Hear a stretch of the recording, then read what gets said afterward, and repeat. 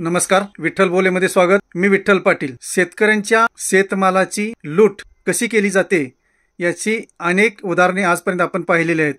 यासाठी आंदोलनेही झालेली आहेत।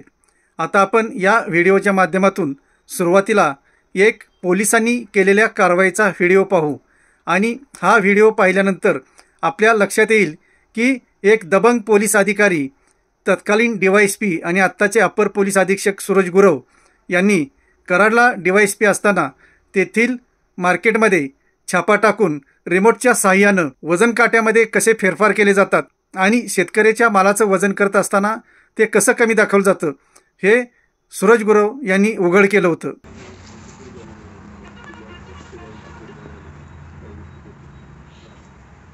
परत आहे असं झिरो कसं होतं, ते कसं होतं, ते 48 कसं होतं, आहे असं पहिलं मग कसं 48 करा आपण हे असं होते का हे हे तर दाखव इथलं ते दाखवायचं ते काय होतं सांग जरा पुढे सांग जरा। ऑपरेट केल्यानंतर ती कमी जास्त होते म्हणजे प्लस मायनस होतं। कसं होतं काय हे काय बटन आहे ते हां प्लस मायनस होतं। कसं प्लस हां दाखव आता काय 48.2 आहे हां 45 होतं। किती फरक पडला वजनात, किती फरक पडला?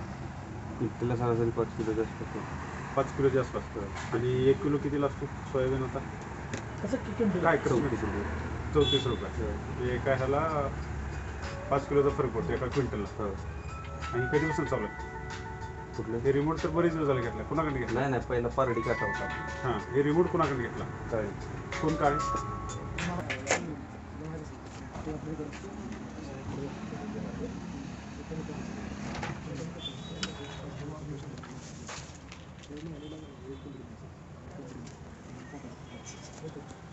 कर आहे तसं कर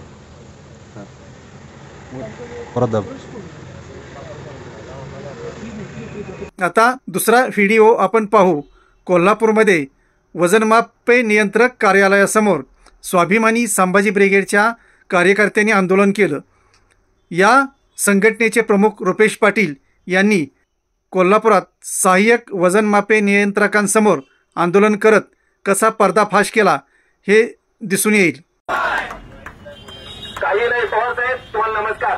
तुम्ही भेटलात, तुम्हाला बघून आम्हाला आनंद झाला। कारण गेल्या 6 महिन्यापासून तुम्हाला आम्ही शोधतोय। पवार साहेब कसले दाढीबिडी, मला वाटलं कुठे हिमालयात वगैरे गेलाय काय काय म्हटलं। आम्ही शेतकऱ्यांचा प्रश्न विचारायला लागलो, दाढी वाढली की काय मुद्द्यातच बोलणार आहे। साहेब तुम्ही आता आम्हाला उत्तरं दिली पाहिजेत। तुम्ही कारखाना तपासलेला अहवाल आमच्या समोर आहे। तुम्ही काल पोलीस स्टेशनमध्ये सांगायला लागला आम्हाला कुठं ठरवायला लागलेला साहेब। माझा वैयक्तिक कुठलं नाही आहे, माझं कुठल्या कारखानदाराबरोबर वापरलं नाही, कुठल्या डेअरीवाल्याबरोबर वापरलं नाही। गोरगरीब शेतकऱ्याची बाजू घेऊन आम्ही बोलायला लागलो साहेब। त्यासाठी तुम्हाला विचारायला लागलो। तुम्ही काल सांगताय पोलिसांच्याकडे काय काटा कसा तपासावा भराडी पथकानं त्याच्याबाबत परिपत्रक नाही, एसओपी नाही आहे। एसओपी 2022चं पत्र आहे, नोव्हेंबर 2022चं पत्र। यात तुम्हाला सांगितलेलं होतं काटा कसा तपासायचा। तुम्हाला बरोबर तेवढंच दिसलं नाही। तुमच्याकडे चष्मा कसला साहेब, दगडी आहे काय, दिसत नाही तुम्हाला? याच्यामध्ये लिहिलेलं आहे कारखाना तपासायला गेल्यावर साहेब ही साधी गोष्ट नाही। आणि हिने कसा तपासलाय ते पण सांगतो। पहिल्यांदा तुम्ही कसा तपासलाय ते सांगतो।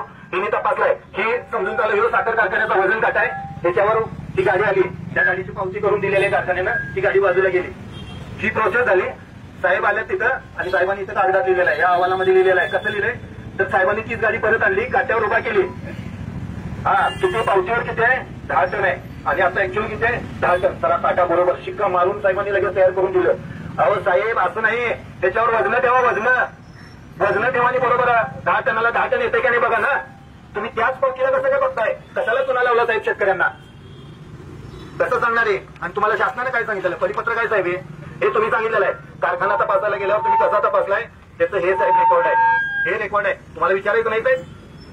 विचारायचं का नाही? आहे तो इन्स्पेक्टर इथं काय हो साहेब कसा तपासला?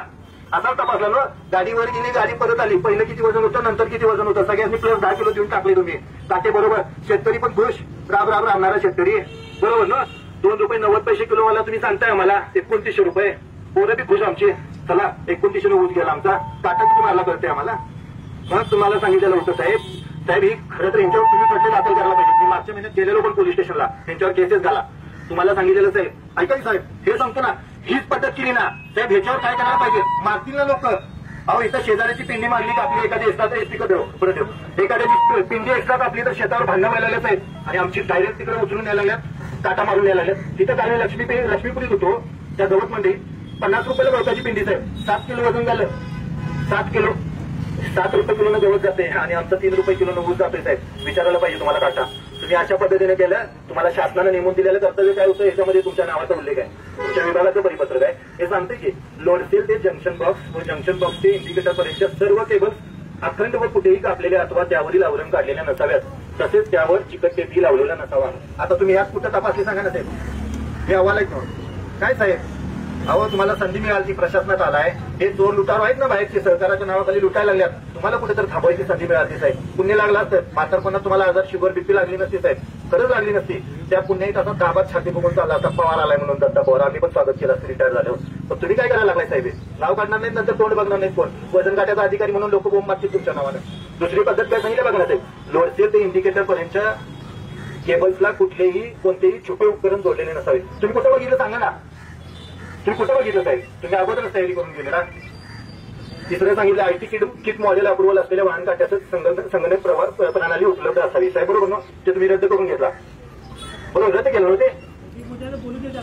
उत्तर देणार की तिने आता त्या साहेब. हे सांगा ना, तो काटा कसा तपासला जाईल.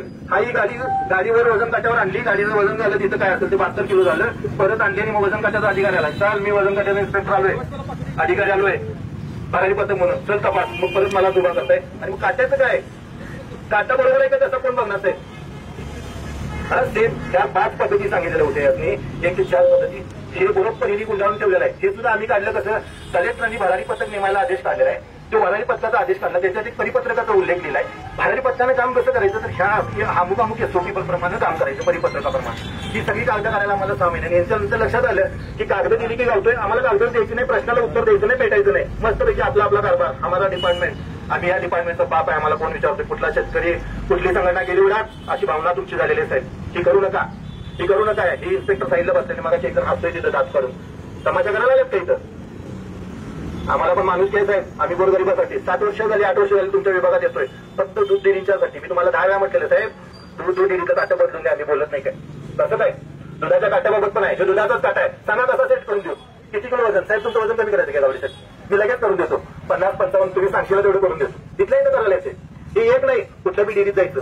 जर मला इथं करायला येतं तर डेअरीवाला रोज काय करतोय, आणि ह्यो मात्र बाबा निवांत काय नाही, माझ्याकडे तक्रार केली. अरे परिपत्रक तुझ्या विभागाला काढलेलं आहे बाबा, त्या परिपत्रकाची अंमलबजावणी करायला का दुसरं कोण येणार आहे. कारण मटन मार्केट मधलं घातची जाणार आहे. तुम्ही जायला पाहिजे ना, मानाखाली करून उभारताय, जाऊन काटपासून कायदा तुमच्या डिपार्टमेंटने केला, म्हणायला पाहिजे होता अधिकार आहेत मला, गोरगरिबाचं खाऊ देणार नाही, माझा विभाग आहे, आम्ही करून घेणार. का गेला नाही, काटा बघितला तरी तुम्ही परत येताय. जप्त कर म्हटलं तर जप्त करायला तयार होताय तुम्ही. तिथं आला की त्याच्याकडनं 2-5 हजार रुपये घेऊन त्याला मिटून परत पाठवून देताय. काय करतोय शेतकरी, ही सगळी शेतकऱ्याची पोर आहेत, आधी का धरून आणलेलं नाही, पुढच्या वेळेला 100 आणेल. मान हलवण्याची गोष्ट आहे साहेब. सांगायला हे साखर कारखान्याचं असंच केलं तुम्ही. दुधाच्या बाबतीत काय साहेब नाही ना, दुधाच्या बाबतीत साहेब ह्या माणसांच्या चुकीमुळे नाही, तिने सांगू देत ना, ह्या माणसांच्या चुकीमुळे आम्ही उत्तर मागायला आलो. बोलायला काय झालं साहेब, उत्तर दिली पवार साहेब. हे साखर कारखान्याचं काटं तपासताना तुम्ही सगळा घोळ केलेला आहे. आम्ही हे नियंत्रकाच्या नावाने तुम्हाला पत्र द्यायला लागलो. एक पत्र तुमचं तिकडे पेंडिंग होतं, तुम्ही ह्या पत्रांची तात्काळ दखल घेऊन तिकडे वरती पोहोचवायला पाहिजे. दुसरा मुद्दा, साखर कारखान्यांचं काटं तपासायला वार्षिक पडताळणी करताना साहेब, ह्यो जरी काटा तपासायचा असला 100 किलोचा काटा आहे, 50 किलो वजन ठेवायला लागते साहेब, बरोबर ना. 50% वजन क्षमतेपेक्षा. साखर कारखान्याचा 100 टनाचा काटा आहे, त्याला 50 टन वजन आणलं कुठं तुम्ही दरवर्षी पडताळणी करताना. उत्तर द्या आम्हाला, कागदावरची उत्तरं तुम्ही ह्याची माहिती आहे, कागदात ठरवायचं, उत्तरच द्यायची नाही. 50 टन वजन आणलं कुठं ती सोडून दे. वार्षिक पडताळणी करताना तुम्ही 50% वजन आणली कुठलं, 30-40-50 टन वजन पाहिजे तुम्हाला. 50-60-80 टनाचा आणि 100 टनाचा काटा आहे, तुम्ही 50 टन वजन आणताय कुठं साहेब. हे मर्जीप्रमाणे आम्हाला, आम्ही आता बोलताना थोडंसं वाटायला लागले, हे आपल्या मर्जीप्रमाणे काटे ओके म्हणून द्यायला लागलं, काटे ओके म्हणून द्यायला लागलं ना. ह्यांच्या पाकिटामुळे गरीब मरतो ना साहेब. आम्ही कसं, ह्यांचं प्रमाणपत्र आलं की काटा अधिकृत, ह्यांचं प्रमाणपत्र आलं की काटा चोख, आणि शेतकऱ्यांना काय करायचं साहेब. पवार साहेब हे काय तुम्ही सांगा ना, साखर कारखान्यांचं वजन काटं वार्षिक पडताळणी करताना 50% वजन आणली कुठनं तुम्ही. मानक वजन पाहिजे तुमच्याकडे, मानक वजन वापरायचा नियम आहे. मग तुम्ही दरवर्षी कसं काय देताय गंडवून, तुम्ही सरकारला गंडवता, शेतकऱ्याला गंडवता, भांडवलदारांचे फक्त तुम्ही दलाली करता काय. कुठं आणली वजन, उत्तर आहेत का तुमच्याकडे, उत्तर असतील तर द्या आम्हाला, प्रवक्ता नेमून द्या. आणि दुधाच्या बाबतीत साहेब, अहो दुधाच्या बाबतीत मी हायकोर्टपर्यंत जाऊन बसलो साहेब. काय असे वाटते यांच्यासाठी 7 वर्ष या विभागाला मी माझ्या आयुष्याचा अनमोल वेळ वाया घालवला.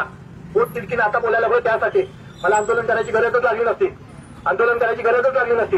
अहो नियमाप्रमाणे हिनी प्रमाणपत्र जे साखर ज्या वजन काट्यांची, आता हे काटा 10 ग्रॅम ऍक्युरेसीचा आहे. डेअरी मधला काटा तो 100 ग्रॅमचा आहे. प्रमाणपत्र 10 ग्रॅमचं दिलेलं आहे. ऍक्च्युअली काटा 100 ग्रॅमचा. आणि कुणीही कसं त्याला कन्वर्ट करू शकतोय. त्या बिचाराला इथं बसलाय, एवढा शासनाचा पगार घेतोय, शासनाचा निधी वेगवेगळा करण्यासाठी घेतोय. ग्राहक संरक्षण नावाचं तुमच्या हातात भांडवल दिलेलं आहे, मोठं काम दिलेलं आहे. तुम्ही साधं शेतकऱ्यांना आजपर्यंत एवढ्या वर्षात तुम्ही सांगू शकला नाही 1 किलो म्हणजे लिटर मध्ये किती, 1 किलो म्हणजे लिटर मध्ये किती सांगू शकला नाही. आणि तो बिचारा राब राबतोय. बायकोला, पोराला, म्हातारीला शेतात नेतोय, वैरणी काढायला लावतोय. आणि चल पोरग्याला म्हणजे जा तू डेअरीत जाऊन जायचं, किती वाटायची. बाकीचा तुमचं वार्षिक पाकिट पोचलं, तुम्ही शांत झाला. पण दर महिन्याला मारायला लागलाय की साहेब, दररोज मारायला लागलाय. अहो एवढं दूध सांडलं की नाही, एवढं वाटीतनं पोरानं पिताना. आजी असू दे, आजा असू दे, बाबा असू दे, फाट पाटीत मारतात का सांडून चालत नाही. आणि आमचं 100 मिलीनं तुम्ही लिटरला मारता, त्याचं बोलायचं नाही का साहेब. ह्याचा जात कुणाला विचारायचा. तुम्ही 7-8 टोणगे सरळ झाला की बाकी सगळी सरळ होतील साहेब. तुम्ही घ्या हातात, कायदा हातात घ्या साहेब. तुम्हाला लागली तर तुमच्या ह्यात आम्ही 50 वेळा म्हटलं साहेब. तुम्हाला कुठं भीती ते आम्हाला अगोदर सांगतात. आम्ही यांच्याबरोबर वैरी नाही. तुम्ही हे पोलीस आज बोलवायला नको पाहिजे होता. तुम्ही म्हणताय कारवाईला गेले, आमच्यावर डेअरीवाले हल्ले करतील. जावा ना त्यावेळेला पोलीस घेऊन. कोण हल्ला करतो बघायची.